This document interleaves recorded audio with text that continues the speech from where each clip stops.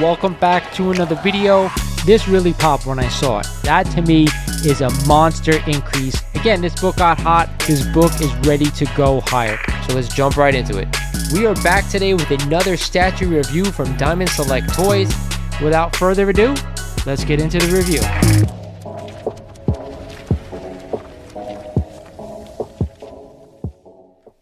What is going on YouTube? This is Lawrence over at Mighty Comics and Collectibles, and thank you for joining me for another video here on the channel. Today I have something a little bit different. I had a subscriber of the channel reach out to me and ask me, how do I go about selecting the books that I'm going to purchase? So I thought that would be an interesting topic to talk about today. But before we get started in the video, like always, I want to remind you guys, if you're not a current subscriber of the channel, do me a favor. If you're interested, go ahead, click that sub button for me, but definitely smash that like button. It really helps the channel out, and check out all the new merch I have for sale down below. The link is in the description of every video. It really does help the channel out. All right, so whenever I go to buy a book, and we could talk about it at a con, we could talk about it at my LCS, we could talk about it on Instagram, the first thing I'm always going to think about is this book underpriced, right? So a lot of the books that I keep buying are standard books that I always buy. So like a Fantastic Four number 12, Iron Man 1, any Silver Age Amazing Spider-Man key. When I say key, I'm talking about usually 1 through 50. So, you know, the bigger keys, obviously, like First Lizard, First Rhino, First Shocker, First Vulture, all the bigger keys. First Kingpin, as you guys know, one of my favorite books of all time. So those are books that I'm always looking to buy. That's the first thing, okay? Is this book underpriced? That's the first thing, because if a book that I'm looking for is underpriced, 9 times out of 10, I'm going to buy that book, because just for the value you're getting for it, because it's not priced the way it should be, I'm always going to pick it up, whether I'm going to keep it in the collection or go ahead and sell it. It's always worth it to do that. So that's the first thing.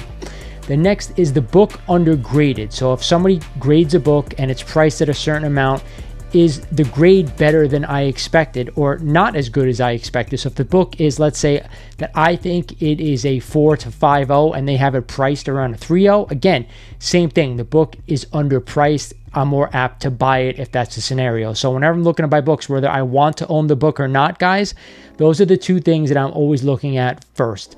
Value is number one, right? We want value for what we're buying, and underpriced and undergraded books are always value. All right, so next, third thing is this a book I want? Okay, do I want this book in my collection? I've been fortunate over the past couple of years, when I got back into the hobby, maybe about 6 years ago, that I got in at a good time. So I was able to purchase comic books that I wanted for my collection at good prices. Now, of course, it's kind of flipped to the opposite way.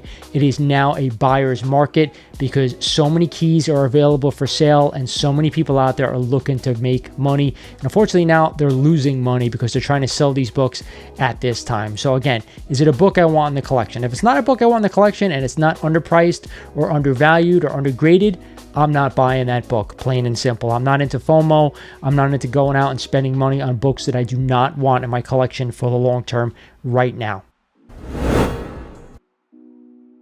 So what I'm going to do is actually, I'm going to break it down by age of comics. And the first one we're going to talk about is the Silver Age, because I would say the majority of the books that I buy are Silver Age books. So the first thing I'm always looking for, is the book a major first appearance or a minor or a classic cover? Those are really the 3 tiers of books from the Silver Age that I'm going to buy. Major first appearance is always going to be number 1. Classic covers, and then minor appearances. I've gotten to the point in my collecting journey where I'm now no longer collecting minor first appearances. I've moved past that. I know some of you are still going through that phase, and it's 100% fine. Collect what you like, and if some of those minor characters are characters that you want in your collection, by all means buy them. I'm just going through what I think about when I'm going to buy a book. So the next thing I'm going to think about when a Silver Age book is, how desirable is that book? Are other people going to want to buy that book from me if I decide at some point someday to go ahead and sell that book? That is a feature that I think a lot of people kind of skip over, but it's an important one, because if I buy a book, whether it's any book, a Silver Age book in this instance, if I want to own it, do other people out there want to own it as well, or am I the only one? So how easy is that book to sell going forward? Goes along with desirability. So the next is the presentation of the book. Okay, this is an important one as well, because you can have a big key that you want. Let's take an example of an Amazing Spider-Man number 50. You guys know I love that book. First Kingpin, the trifecta. if it's a copy of that book and it's priced at, let's say, a 4.0, but the presentation of that book is not where it should be, where maybe it's got like a subcrease, or there's a corner missing out of it, something like that, I am less likely to buy that book because of that, unless I can get it for a deal. And that where we talked about desirability and underpriced. If it's underpriced and it has those defects, I'll be more apt to buy it. But if it's right at a 4.0 price and it's got these defects, I will tend to shy away from the book. So presentation is extremely important. And the last thing we're going to talk about when we're talking about Silver Age books that I'm looking to pick up is the price for the grade, meaning that what is the best grade that I should go ahead and pick up this book, okay? Does that mean that I should go out and get a 9.0 copy of a Silver Age book? For me, I'm 9 times out of 10, I'm not going to do that because you're spending a lot of money at that point. Usually when it comes to Silver Age books, I like to stick in anywhere from like a 2.5 to around a 5.5. That's just me. Again, for the minor keys, you can go ahead and pay up a little bit more for the higher grades if you wanted to. For me, because I'm buying major first appearances, because I'm buying classic covers, for Silver Age books, I can go ahead and get a lower grade book. I can go ahead and get a mid-grade book because I know, one, I've already known that I'm paying what I should be for this book or less. I know that the desirability of that book is vast, meaning I could sell that book to anyone at any time because other people want it.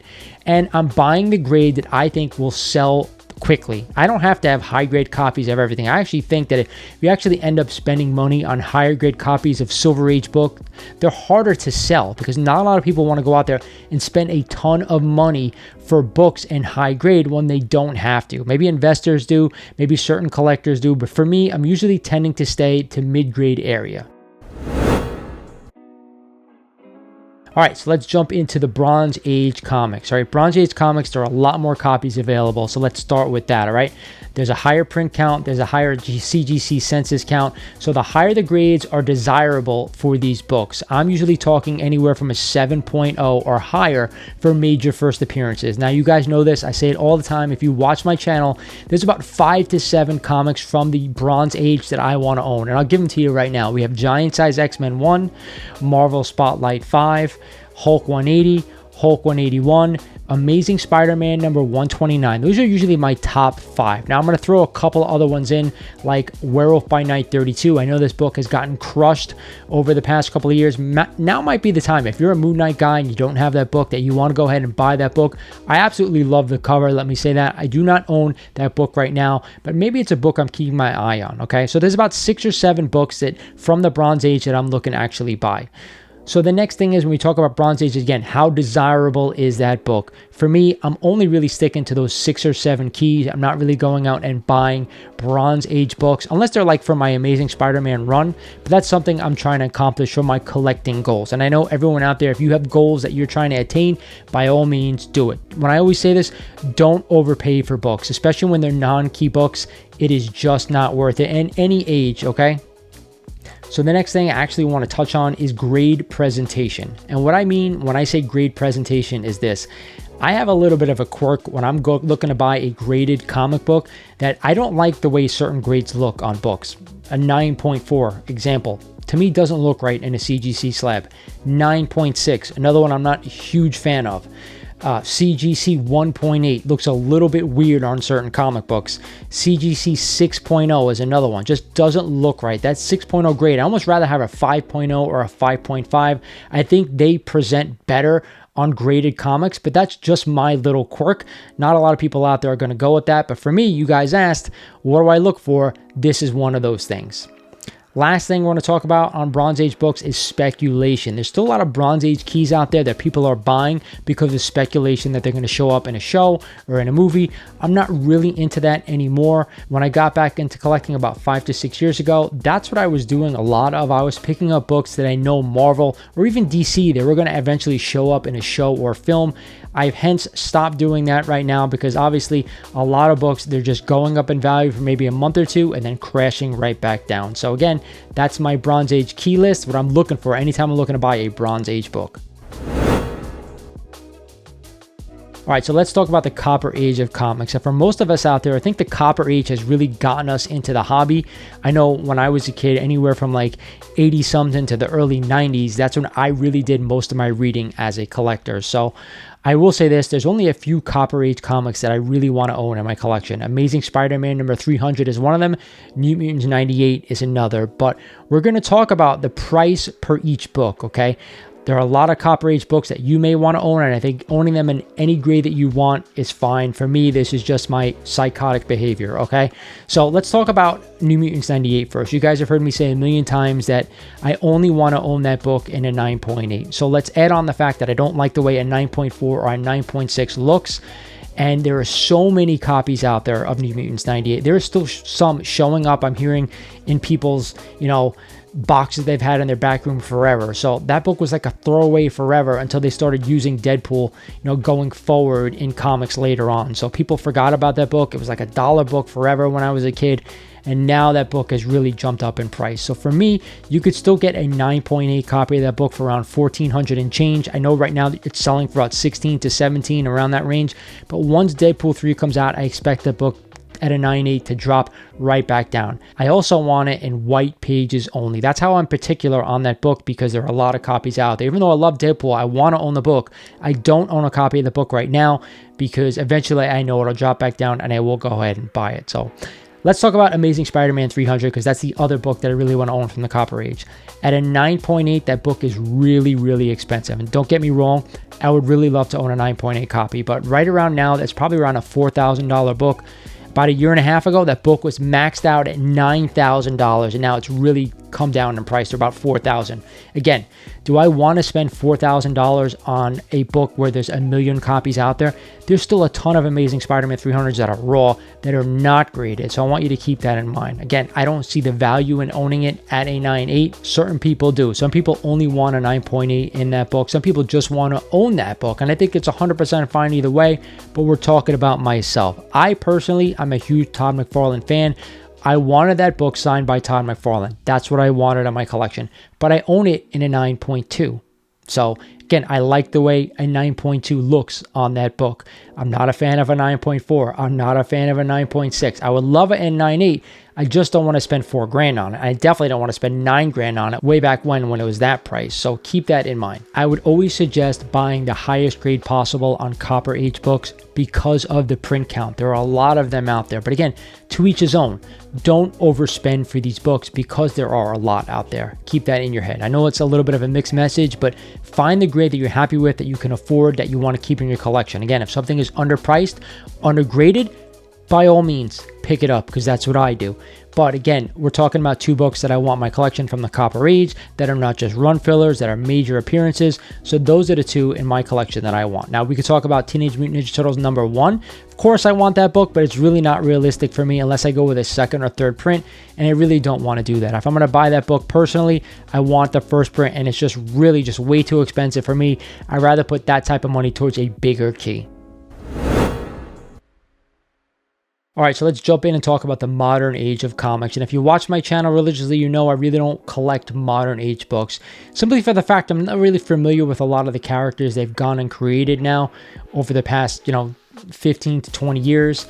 As a young adult, obviously I stopped reading comics. Then I kind of got back into it in the early 2000s, stopped again, and then got back into it about 5 to 6 years ago. So I don't really collect modern books. However, if there is a modern book that I do want to own, I only want it in a 9.8. That is because of the print quantities of these books, and just to the fact I'm not really into the characters. So most modern books are pretty cheap. You can get them at a 9.8 and keep them in your collection, but other than that, I'm usually staying away. Now, when we talk about the big variants like Ultimate Fallout 4, the Dejavik variant, we talk about Edge of Spider-Verse 2, that variant, I'm not really going ahead and spending that kind of money on those books. I don't think it's worth it, but there are collectors out there who will do it. I know those books are in limited quantities. So if you're going to own those books, I think you're going to own them in any grade, not just 9.8s. But for me, all others, I'm sticking to 9.8 or bust. And lastly, guys, let's talk a little bit about the golden age of comics. I think a lot of people out there right now are jumping into the golden age because a lot of silver, a lot of bronze, a lot of copper has kind of gotten hit, and they're realizing that scarcity right now is where to be in the comic market. However, I'm going to throw some caution to the wind. In my opinion, not all golden age keys are created equal. Okay, there are a lot of golden age books that really aren't worth anything. Okay, there's some amazing artwork that was done in the the 1930s, the 1940s, and even the early 1950s that are underappreciated but really aren't worth that much. We can talk about some pre-code horror covers. I got into pre-code horror about 3 or 4 years ago, and I bought a ton of pre-code horror books. And really, unless we're talking about some of the major pre-code horror covers, they haven't really appreciated over that time. And now I know pre-code horror is pretty hot. Regardless, guys, if you're going to buy a book, you have to have some personal attachment to it. You may say, oh my God, I absolutely love that cover. Or I'm a huge Batman fan. I really want this minor Batman key from the Golden Age. That stuff is fine. But again, don't forget, you're actually paying up for these Batman keys. And if you're going to spend anywhere from like $3,000 to $10,000 on a Batman key, why not go after the biggest Batman key? That's just the way I collect. And so that's how I approach buying Golden Age comics. Not all Golden Age books are created equal. You have to look at the census count. You have to go ahead and see how many are on the census, how many have been sold, how many are in a certain grade. Do you want to own a restored copy, or do you want to own a blue label copy, or even a conserved book? All those things go into consideration. If you're going to buy a raw book and then have it graded, you better know what you're looking for when you're buying a Golden Age book. A lot of them are 60 to 80 plus pages, so you really have to know your page count. You have to know what the book included.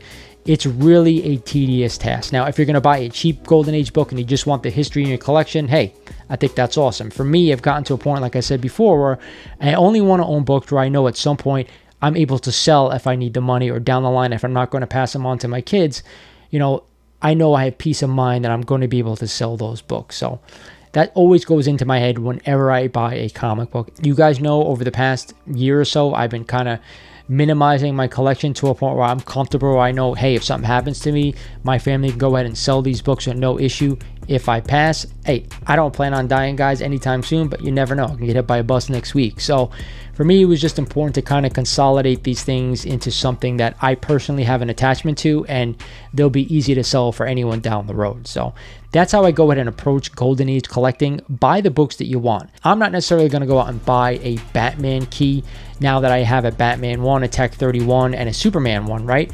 To me, I think 3 of the 5 biggest keys that from the Golden Age, so I don't feel it necessary to go out and buy like classic Batman cover. It doesn't mean that I wouldn't, it's just those books are really, really expensive. And do I want to shell out that kind of money on a minor Batman key when I can use that same money to go out and buy a first appearance? Like, I want to go out and buy a first appearance of the Incredible Hulk.